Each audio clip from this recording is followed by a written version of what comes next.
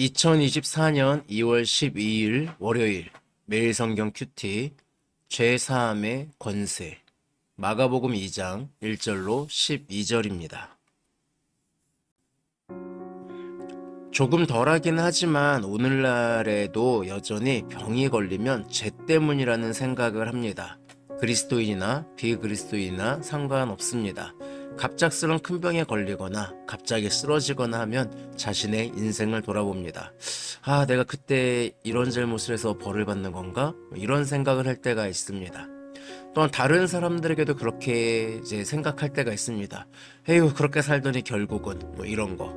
그러니까 큰 병은 죄로 인한 벌이라는 인식은 오늘날에도 있습니다. 예수님이 오셨던 1세기는 그 인식이 더욱 강했습니다. 특히 불치병의 경우는 너무 큰 죄를 지어서 하나님의 징계를 받는 것이라고 여겼습니다. 욥이 괴로움을 당할 때 친구들이 회개하라고 요청했던 것을 생각하시면 됩니다. 오늘 본문의 중풍병자도 나와 있진 않지만 그런 사람들의 선입견 속에 있었을 것입니다. 태어날 때부터인지 아니면 살다가 그랬는지 알 수 없지만 중풍병자를 향한 사람들의 시선은 곱지 않았을 것입니다. 4절에 보면 무리들 때문에 예수께 데려갈 수 없으므로 라는 말에서 그 시선을 느낄 수 있습니다. 급한 병자가 왔습니다. 예수님의 소문을 생각하면 길을 내줄 만도 한데 데려갈 수 없었다라고 얘기하는 점에서는 아마 무리들은 길을 내줄 마음이 없었던 것으로 보입니다. 이런 모습에서 중풍병자를 향한 편견을 상상할 수가 있습니다. 중풍병자를 고치시는 예수님이 작은 자야 내 죄사함을 받았느니라 라는 말에는 죄인이라는 시선 속에서 힘들어했을 그의 마음을 만져주시는 따뜻함이 느껴집니다. 예수님이 말씀하신 것처럼 죄를 사하는 권세가 있음을 알려주고 있습니다. 이 중풍병자가 죄인 취급받았을 것을 생각해 보시기 바랍니다. 병이 고쳐졌다는 것은 그의 죄가 사하여졌다는 의미도 됩니다. 그리고 죄를 사하여 주시는 것은 오직 하나님만이 하실 수 있습니다.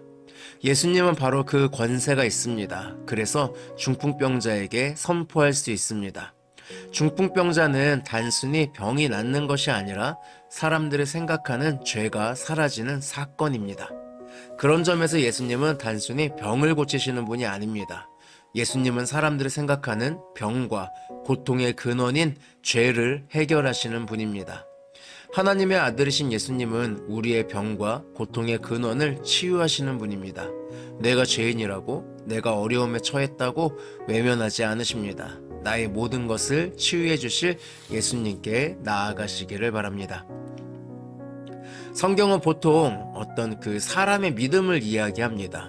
그러니까 병을 고치게 되면 그 병이 걸린 사람의 믿음, 또 어려움을 당하고 있으면 그 어려움을 당한 사람의 믿음을 굉장히 강조하고 보여주고 있습니다. 하지만 오늘 본문 5절에서는 예수께서 그들의 믿음을 보시고 중풍병자에게 이르시되 작은 자야 내 죄사함을 받았느니라 하시니 라고 이야기합니다. 예수님이 중풍병자의 믿음을 보신 것이 아닙니다. 오히려 데려온 네 사람의 믿음을 보았습니다. 그리고 그들의 믿음은 움직이는 믿음이었습니다. 어쩌면 아무 소용없다고 생각한 중풍병자를 예수님께 데리고 갔습니다. 무리들에게 막혀서 예수님께 나아갈 수 없는 상황이 되지만 그들의 믿음은 그 상황에 막히지 않습니다. 지붕을 뜯고 구멍을 내고 중풍병자를 예수님 앞으로 내려놓습니다. 그들은 최소한 두 가지 믿음이 있었던 것으로 보입니다. 예수님이라면 고칠 수 있을 것이다. 예수님이라면 중풍병자를 외면하지 않을 것이다. 예수님은 그 믿음을 봅니다. 여러 가지 장애가 있었을 겁니다. 중풍병자 자체가 심드렁했을 수 있습니다.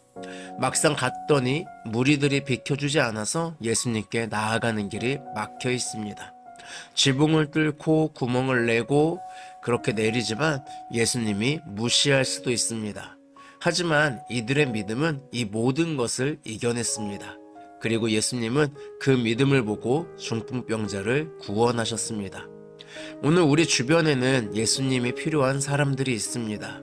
그들을 외면하지 않으실 예수님을 우리는 믿고 있나요?